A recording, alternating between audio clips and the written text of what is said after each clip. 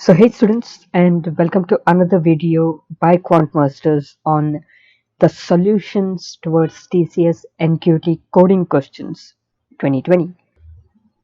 So here's the first question. It states that there is a jar full of candies for sale at a mall counter. Now jar has the capacity and now let's remember this.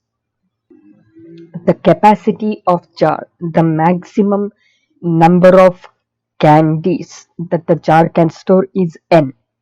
Now, as stated, this jar can contain a maximum n candies when jar is full. So that's its capacity. At any point of time,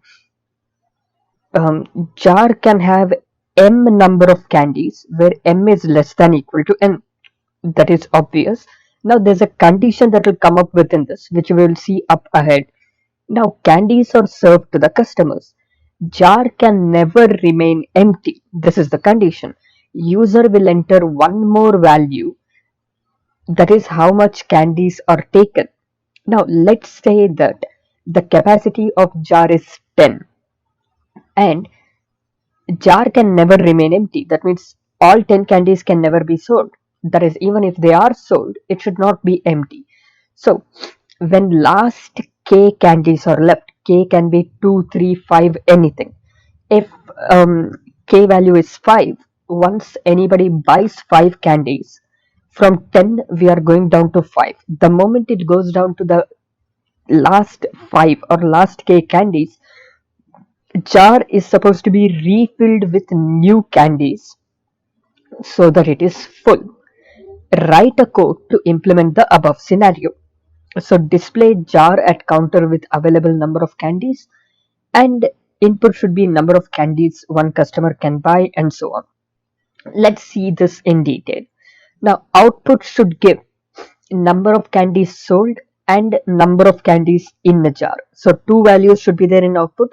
One is how many candies are sold, another is how many candies are in the jar. Now remember students, if input is more than the candies, return invalid input. That means if what is the input? Input is how many candies a user wants to buy.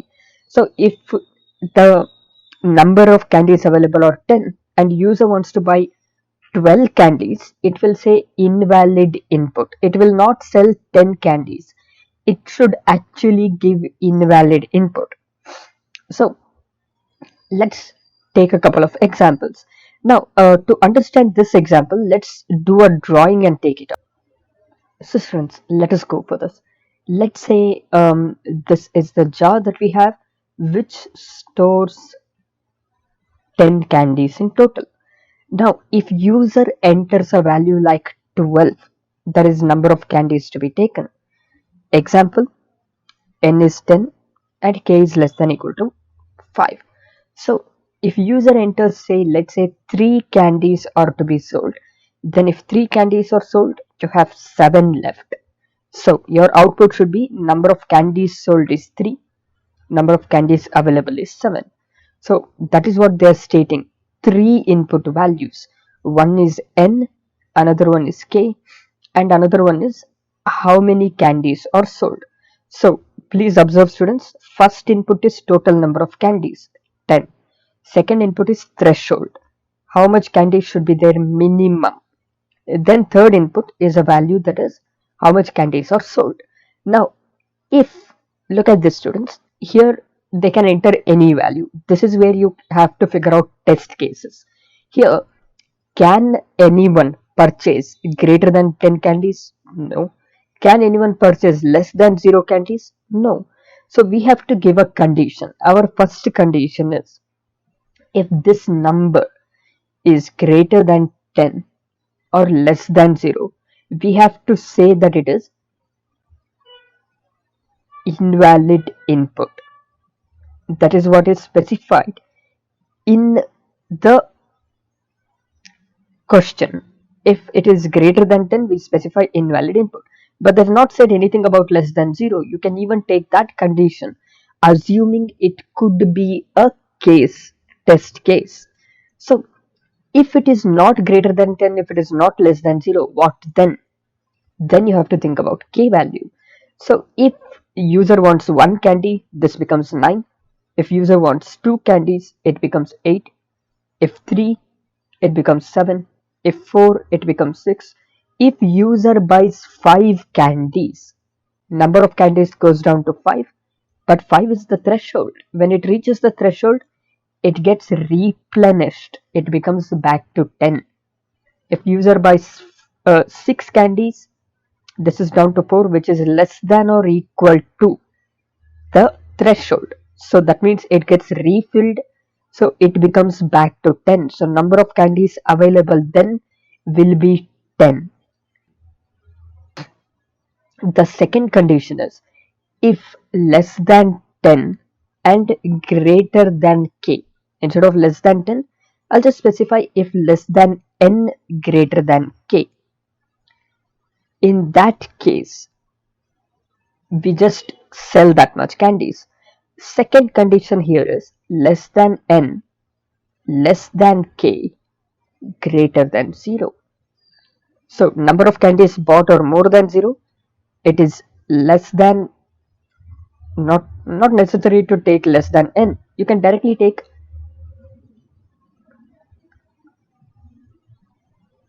students, please note just one thing.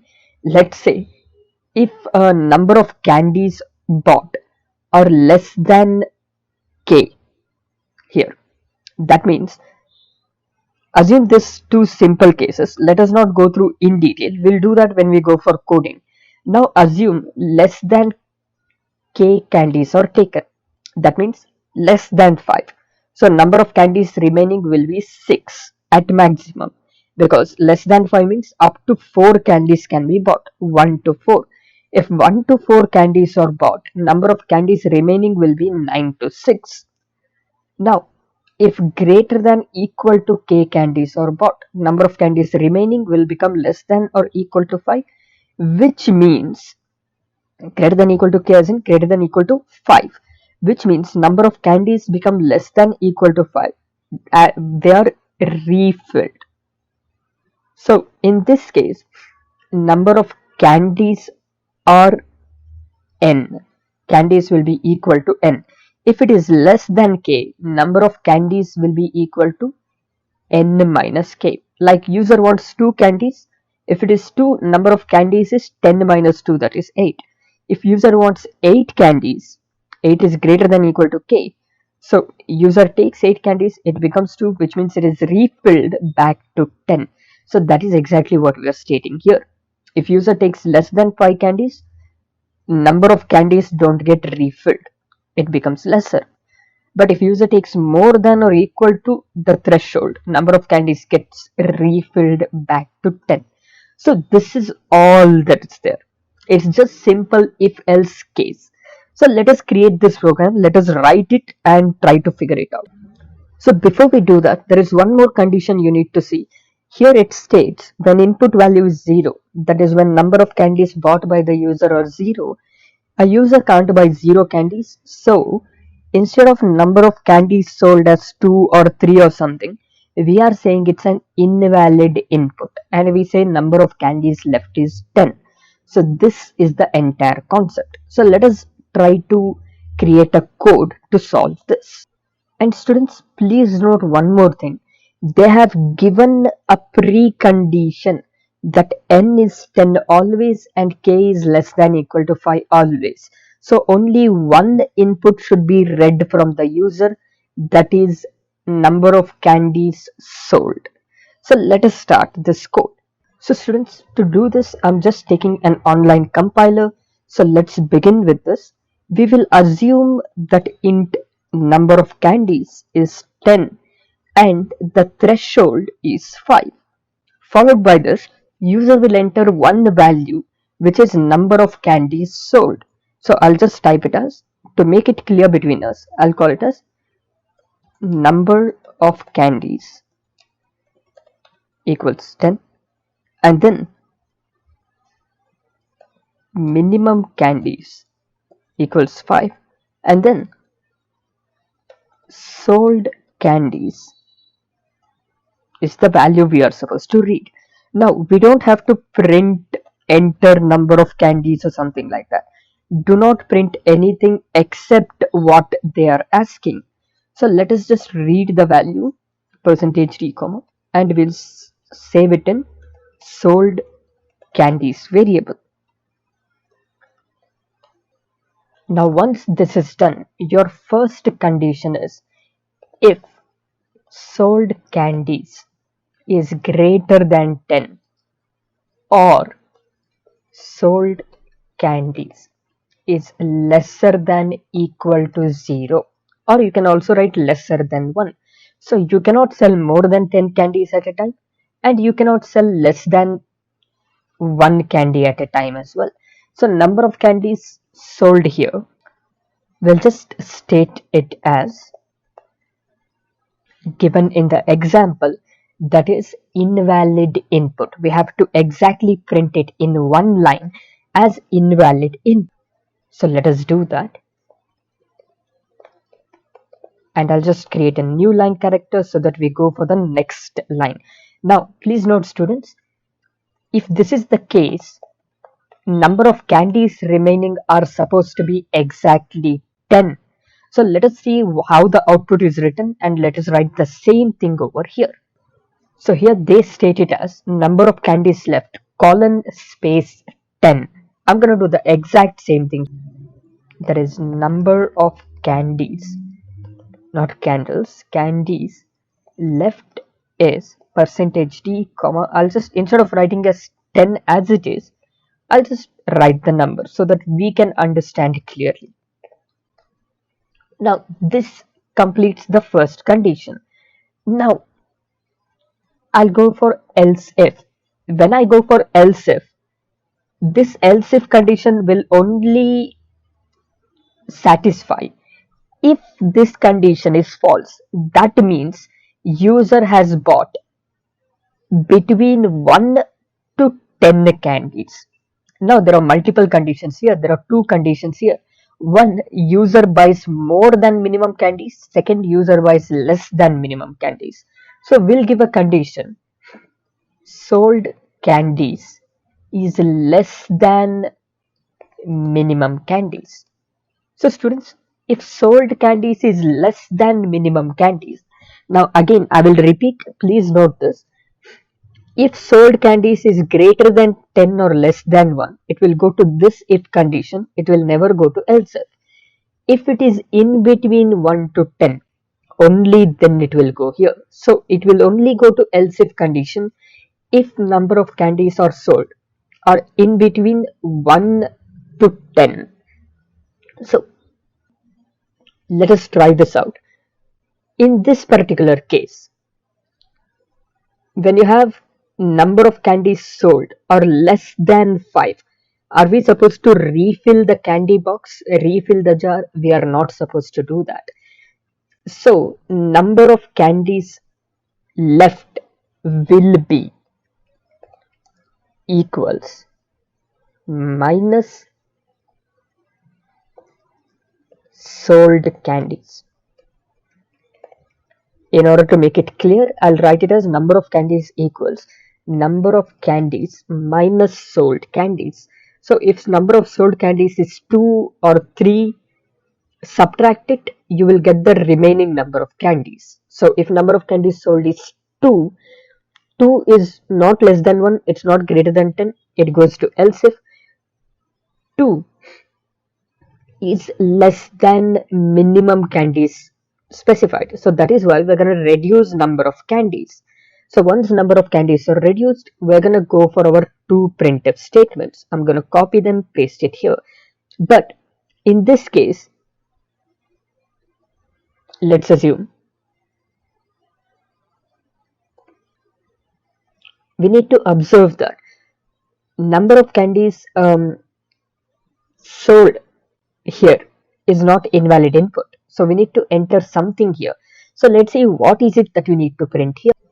So we'll specify number of candies sold is percentage d slash n comma number of candies sold is sold underscore candies. So that's the basic idea. Now comes the last else part. Students, please note and observe here. So this is the condition if invalid number of candies are entered, candies are sold. Here, if number of candies sold are lesser than threshold. In the last case, if it's not invalid, if it's not lesser than threshold, it has to be number of candies sold are greater than or equal to threshold. In that case, we don't need to subtract number of candies because number of candies sold here, since it is greater than threshold, we are refilling the candy box. So number of candies will become 10 again. So I'm supposed to write the same statements here, but I'm not supposed to change number of candies. That's the only difference. So there is one statement common. Irrespective of all of these, one statement common is number of candies in if, else if, and else. So I'm going to remove it from all these three conditions and put it at the end. So immaterial of what is the case, number of candies left is printed. Now it is subtracted only in else if case, otherwise it remains 10. So this is your entire simple small program. This is it. So I'll just show it to you on screen by entering number of candies, let's say 0. It says invalid input and number of candies left are 10. If I give it as 11, again same thing. If I give it as minus 15, again same thing. If I give it as 1 candy sold, number of candies sold 1, number of candies left is 9. If I run it as 5 candies sold, number of candies sold 5, but number of candies left are replenished, so it is back to 10. So if we even sell 10, it can't be empty, so it will remain as 10. So all conditions are satisfied with just this small code. So this is your entire program, students.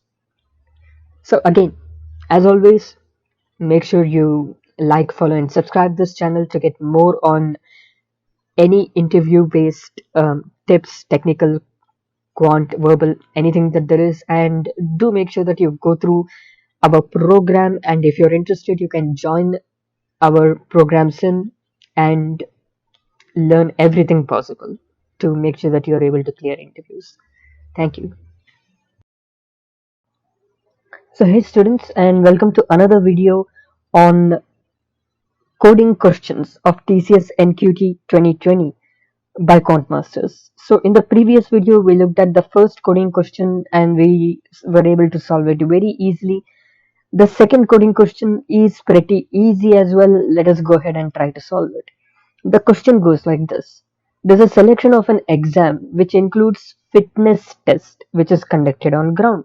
So there are 3 trainees who are appearing for running test for 3 rounds. So 3 trainees, 3 rounds, total 9 results will be there.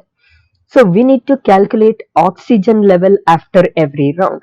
So first trainee will run for 3 rounds. We need to calculate his oxygen level or her oxygen level. Second trainee will run for 3 rounds. Again we need to calculate oxygen level. Third trainee will run for 3 rounds. Again we need to calculate the oxygen level. So once it is done, we then need to find whoever has the highest oxygen level as the most fit trainee to select. Now, if more than one trainee attains same highest average level, all of them should be selected. So if 2 of them get 80 and one of them gets 60, the 2 who equally get 80 are supposed to be selected. If only one person has the highest value, we are only supposed to take that one person on the other hand. Now the next thing is, they are also stating that we are only supposed to display the most fit trainee or trainees. Now they're given a conditions. The condition is oxygen value entered should be accepted only if it is between 1 to 100. If it is less than 1 or greater than 100, we should print output as invalid input, as they state here. Output, if you look at the last line, output should be invalid input. Nothing should be calculated. If any one of them is also wrong, we are supposed to print it as invalid input. And now, if the calculated maximum average oxygen value is less than 70, we state that they are unfit. And we are supposed to round off the average, because when you calculate average, you'll get a float value. You're supposed to round it off to its higher value. That is also given within the question. So let us start this. We are supposed to read 9 values. So let us read these 9 values in an integer array. So first 3 values are supposed to be for trainee 1, next 3 for trainee 2, and the final 3 for trainee 3.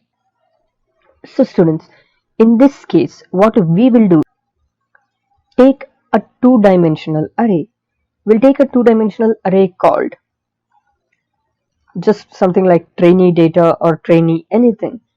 Just take it as 3 cross 3 matrix. So that means there are total 9 values.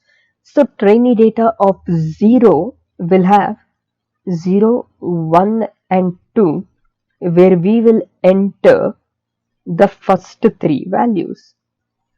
And trainee data of 1 will again have 0, 1 and 2, which is their 3 round values. Similarly, trainee data of 2 will have their 3 values. In other words, you're going to have 3 cross 3 matrix called TD or trainee data. In short, the first row, trainee data of 0 or 1 or 2, will consist of 3 values, first 3 values of trainee number 0. So that is, let's call it as 95, 92 and 95. Of course, this is trainee number 1, but since array indices start from 0, we're just writing it as 0. If this person has the maximum value, we're supposed to print 0 plus 1, as trainee number 1 has the highest. If you look at one more value, let's say trainee number 1 and 2 similarly will have values. So let us read these values. Now in these values, we need to give the following condition. Let's say 97 minus 2, 1, let's say 12, 91, 91, 91. In this case, trainee 2 is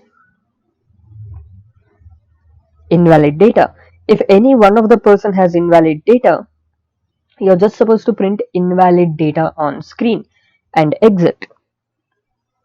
That's the basic idea.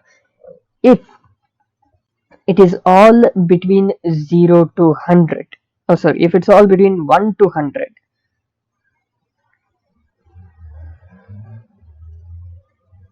we are supposed to calculate average of these 3, average of these 3 and average of these 3, and we're supposed to round it upwards.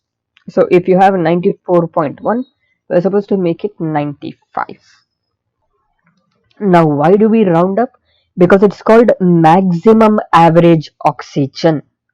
So on an average, whatever value it is, we're supposed to round up and take its max int value. So let us start. In that case, all that we need to do is take up maximum average value. If it is 69.8, it should become 70. Similarly, if it is, let's say 70.01, it should become 71. So if anyone has less than 70, we're supposed to state that they are unfit and specify that on screen. If it is greater than or equal to 70, whichever is the highest, we're supposed to print it. If there are multiple people who have greater than 70 and equal, like for example, this is also 95, this is also 95, then we're supposed to print both trainee name numbers as trainee number 1 and trainee number 3. This is the whole idea. So now that we are clear about the whole cases, that is 1, if it is not between 1 to 100, we're supposed to specify invalid data. Once we find the average, we need to find greater than 70. Whichever is the highest, we're supposed to print that as the trainee number to be selected. If there are multiple who are greater than 70 and equal, we're supposed to print all of them. If it's less than 70, we're supposed to print on screen that they are unfit. So let us do this. So students, all that we'll do here is create an integer training or trainee data, or we'll just call it as TD in short, of 9 values, and I'm supposed to store 3 averages as well. So I'll just also create int average of 3, and we need to find the maximum, so I'll take int maximum. And we're also in need of taking variables I and j for the for loop. So let us read all values. So we're gonna read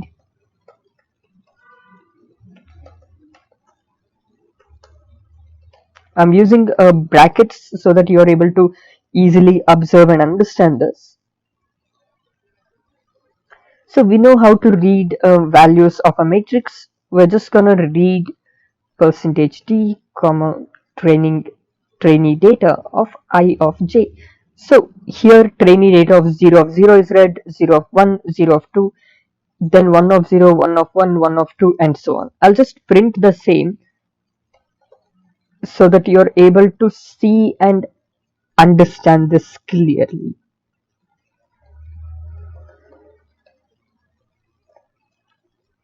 So if I run this and let's say I enter something like 95, 92, 93 and 87, 12, 99 and 12, 99 and 33, I'm getting the same data. This is 0 of 0, 0 of 1, 0 of 2, 1 of 0, 1 of 1, 1 of 2, then 2 of 0, 2 of 1 and 2 of 2.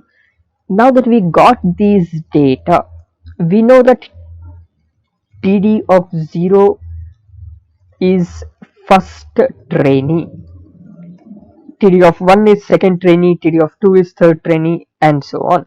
That's the basic idea. So I'll just write the whole thing for your reference. TD of 1 equals second trainee, TD of 2 equals third trainee.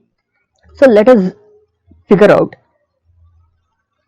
if they're invalid or not. So one thing you all need to do, make sure that you're checking these values while reading them.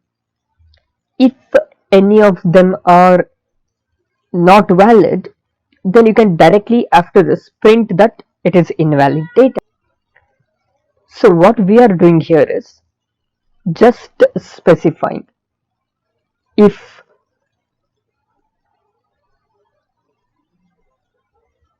once let us read this, not before reading this.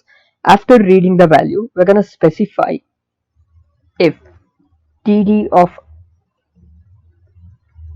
I of j, whatever is the value that is read, if it is less than 1, or if TD of I of j greater than 100, then you're just supposed to print invalid input and exit. So to exit, you can just use exit function, or in order to prevent abrupt exit of the program, just do something like return 1 because it is int main. Now if all of them are entered in a proper way, then it won't exit. Like for example, if I enter 12 right here, it will, let's say for example, okay, I haven't run this, sorry. So let's take for instance here, of course we are not printing anything here, please note this students, we are not printing anything here, it automatically exits. But since you need to read all the values, it is better to write this when you calculate average. So we'll write this when we calculate average, and let us calculate average over here. So the average is calculated again. Let's copy this for loop as it is and paste it here. This time instead of reading, all that I'm gonna do is average is what I'll calculate. Now initially to calculate average, I need to calculate sum of all 3 and then divide it by 3. So same goes here. First let us calculate sum of all the 3 values. So sum of all the three values in this case, instead of scanf, just do average of I is equal to average of I plus trainee data of I of j. This has to make sure that average of I is 0. So average of 3, you can store them with all zeros to begin with. So now that we know that all averages are zeros, let us continue ahead. So students, since our average value must be a float, because we need to find the ceiling of it as well, we're just going to make average of 3 as a float array instead of int array. So whether you write 0 or 0.0, it will be stored as 0 itself. Now once this is done, let us go back here. We have read all the inputs for trainee number 1, trainee number 2 and trainee number 3. We are calculating average by adding each value, and once we add each value, after it is done, we are going to perform average of I is divided by 3 and stored back in average of I. So average of I, see, I is constant here. So for I equals 0, you are calculating 0 of 1, 0 of 0, 0 of 1, 0 of 2, all are added and stored in average of 0, which we are dividing by 3 over here. This is the basic idea. Now once this is done, let us try to figure out if it works so far, just for your reference. I'll just give something like 99, 99, 99 and then 99, 12, 99. Let's say 80, 80 and 80. I think there was a slight issue with the compiler here. Let me rerun this. So I'm just printing the average of I here. Let us run this once and try it out. First I'm going to give some values where something like 95, 99, 90, minus 1, 99, 90, let's say for example. Now since one of them is invalid input, it's printing just invalid input and continuing. But when it is invalid input, we're supposed to exit. So I'm just going to write return 1 here. And remember students, when it is when it is the case of invalid input, it's not supposed to print anything. It's just supposed to return. We are printing average here only for our understanding. Let's try this. So you're able to get the averages written over here. Now we're supposed to round it up. So let us try this out, students. All that I'm doing here is making sure that I'm adding math.h, which is required for my ceiling function. So instead of doing average of I is equal to just average of I by 3, I'm making sure that the ceiling value of it is taken. That is, if average value is 99.01, it will become ceiling of it the next integer value, that is 100. And I'm supposed to print only the integer part of it. Let us try it out. %.0f comma average of I. Let us run this with 3 values. Let's take 99, 99 and 100. Its average should be 100. Let's take it as 99, 99, 100 and 50, 50 and 51, and let's say 100, 99 and 99. Now if you observe, we are getting 100 as the average of first 3, 51 as the average of next 3 and 100 as the average of final 3. So this works perfectly. So now that we have got the average, and we are also able to print invalid input in case it's not between 1 to 100, the next thing is we need to find which is the maximum of all the 3 averages. So let us create maximum here. To find maximum, again you have to go through the for loop. You have to go through each average and find which is the highest of it and store it in max. So instead of going through one more loop, since we are calculating average here, we will add an if condition. If average of I is greater than max, we'll just make sure that max is equal to average of I. This is all that we are doing. So if your average value, whatever it is greater than 0, we are taking that to be average. So whichever is the highest of the three, it will be stored in max. Now here comes the condition. What if the highest value is less than 70?